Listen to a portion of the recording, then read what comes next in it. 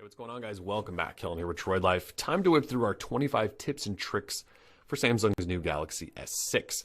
For those new to Droid Life, the 25 tips and tricks series is something we created years ago. It's basically our way of highlighting a whole bunch of stuff you can do on your brand new, really expensive phone to hopefully help you get the most out of it. So since the Galaxy S6 is probably going to be, a phone of the year candidate, you guys need to know how to use this bad boy. Now, if you have the Galaxy S6 Edge, all of this stuff is going to apply as well. All of this stuff should work.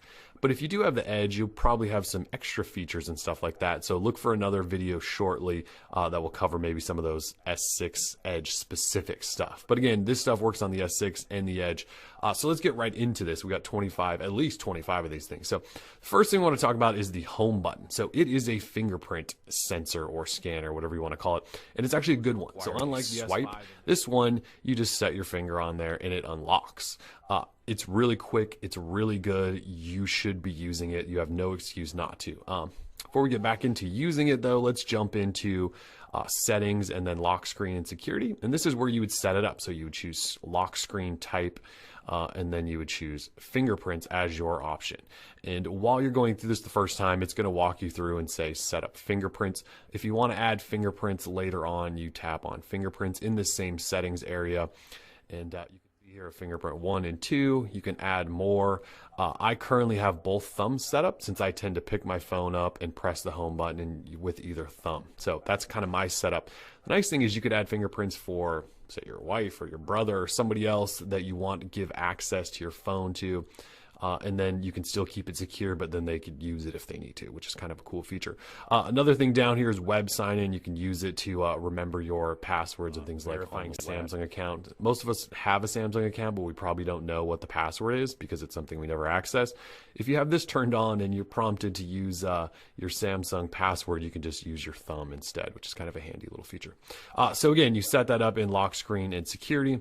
And again, once you have it set up, it's just one of those things. You pick up your phone, press home, your thumb's already there. You might as well have it secured with your fingerprint. So even if you're one of those people, and I tend to be one of those that doesn't usually use a secure lock screen, you might as well with this phone, just because you're pressing home to wake your phone anyway. So really handy feature, and it works really, really well on this device.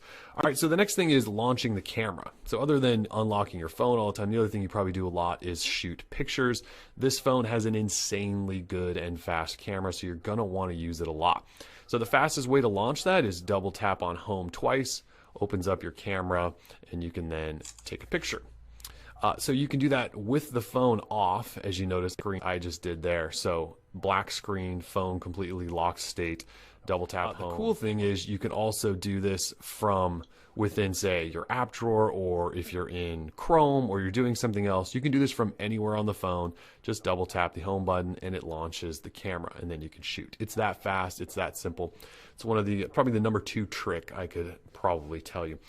After that, let's jump into some user interface type of stuff. So if you're a big Google Now user, you hold down on home for a second or so. That launches Google Now. It's really simple. Again, you can do that from anywhere as well, including the app drawer. Like other Samsung devices, this Galaxy S6 has multi-window. So you can do 2 apps at the same time on your screen. Basically, you just hold down the app switcher button and it will pop up the menu and it'll let you choose which apps you want to use. So let's say I want to use Chrome, and then swipe over, and let's say I want to use Instagram. So I can have both of those running. Obviously, I've got nothing popping up because I'm in airplane mode for the video, but you get the point. You have Instagram here, and you could scroll around in there. I have Chrome up here, so I could do some things in Chrome. If you want to adjust things, there's a button right in the middle that allows you to flip-flop these screens if you want to flip-flop those. You can also tap on this button to shrink one down. You can see it sort of goes into this little bubble here, then it pops up as its own little window. So you've got a bunch of options in here. This is around for years, but just want to make sure you guys know that it is here as well. So multi-window is back again. Again, a long press on the app switcher gets you right into there. All right, so the next thing is up in your notification area, you have all of these quick toggles, which Samsung has also had around for a long time. One thing you may not know is you can long press on these, and they will actually pop into that entire settings menu. So if you're up here and you want to get on a Wi-Fi network, you would just long press on that, and you can turn it on, and then you can also scroll through and find a specific network that you're looking for. The cool thing is you can do this with everything. So like your Bluetooth, you could jump in, look at all your Bluetooth options. And then one of my favorite is actually the vibration settings, which is, it's just in sound, I believe. So we long press on sound, and that gets you into all of your sound modes and profiles. And if we go into vibrations, vibration Samsung phones, and Samsung's one of the few that does this. But basically you can adjust the intensity of the vibrate for specific things. So I leave incoming calls. I leave my phone on vibrate a lot because I have a child and I don't want to wake him up. So I have my calls set on the most intense vibrate setting, but notifications, I don't necessarily need my phone vibrating off a table when an email comes in. So I sort of set those down a little bit lower so they're not quite as crazy. And then vibration feedback is typing and using the soft key. So you can kind of adjust that as you want. But vibration intensity is something I try to show everyone that has a Samsung device just because it's such a cool little thing.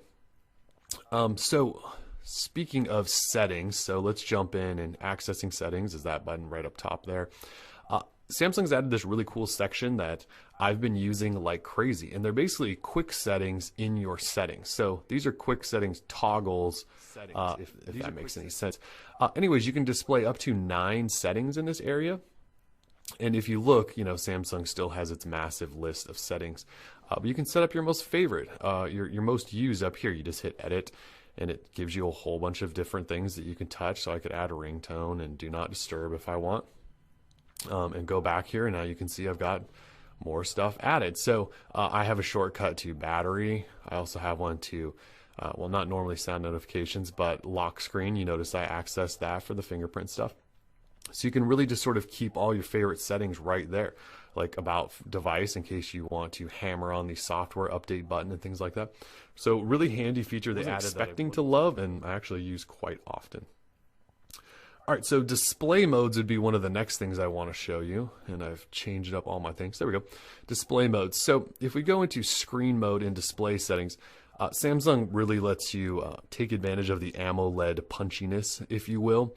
And so I have mine set to adaptive display, where the display tries to sort of change depending on the experience it thinks I should get. But if you want to just go crazy AMOLED, blow out all the colors, you have a couple of AMOLED modes, which are kind of fun. Like AMOLED Cinema, everything just gets crazy vibrant and contrasted and all over the place in color.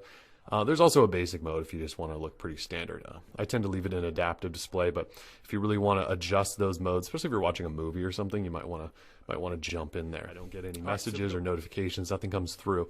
Well, they're still coming to my phone, but it's not telling me that those are coming through. So it's kind of like quiet time. Really, really handy deal. You can also set it up for exceptions so that alarms always still come through, or calls always come through, or your favorite people are still able to contact you. So next thing I want to talk about is the keyboard. So I'm not a big fan of Samsung's keyboard. So if you want to turn that off, I would go in and download Google's keyboard because it's great, or SwiftKey, or Swipe, or there's a whole bunch of them out there. So anyway, I would download a third-party keyboard. Once you've done that, this is where you would change it. Is just in language and input, where you can set up what your default keyboard is. One of the cool things is you can actually turn off, let's see if I can find it. You can actually turn off Samsung's keyboard, which is kind of nuts to think. And of course, I can't find the setting as I'm trying to tell you guys about it. But you can actually turn off Samsung's keyboard forever, and it won't show up as an option. So let's see. Smart lock is another thing I want to talk about. So if we go into lock screen settings, and then secure lock settings, you'll notice an option called Smart Lock. So Smart Lock was introduced by Google with Lollipop, and basically what that means is if you're attached to a Bluetooth device, say a Moto 360 or maybe your phone, or I'm sorry, your car, something like that, you can have it set so that it will bypass and leave your phone unlocked during that time when it's connected to those devices. But should you leave your phone behind or leave your car, your phone will go back to being locked. But it's kind of one of those convenience things, like it knows that it's on you, and so you can have it stay unlocked at the right time. So there's trusted devices. You can also have trusted places work, which means when you arrive home, your lock screen is no longer secure, but when you leave and go out to work or something. So a really cool feature that we talk about a lot.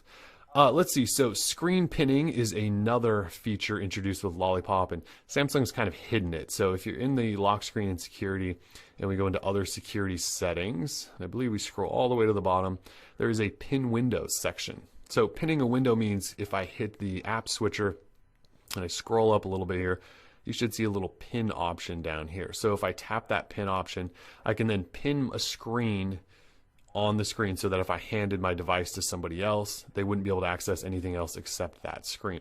One of the cool things you can do is ask for, so if I click start on this screen is now pinned. So you can see if I hit home, it's not leaving this screen. So you actually have to hold down app switcher and back at the same time. And if I'm doing that properly, and that will unlock that pin. But one of the cool things that Samsung is allowing you to do, since you have that fingerprint sensor, is ask for a fingerprint before unpinning. So you would, well, I'll just show you. So we're in there and we're screen pinned. So we would hold these two buttons down to unlock it, and then you would then have to use your fingerprint to really unlock the device fully. So a nice little add-on there for screen pinning. All right, so we're almost done with settings, but easy mode for those of you who maybe are handing your phone over to a grandparent or something and they want to just get the basic functionality.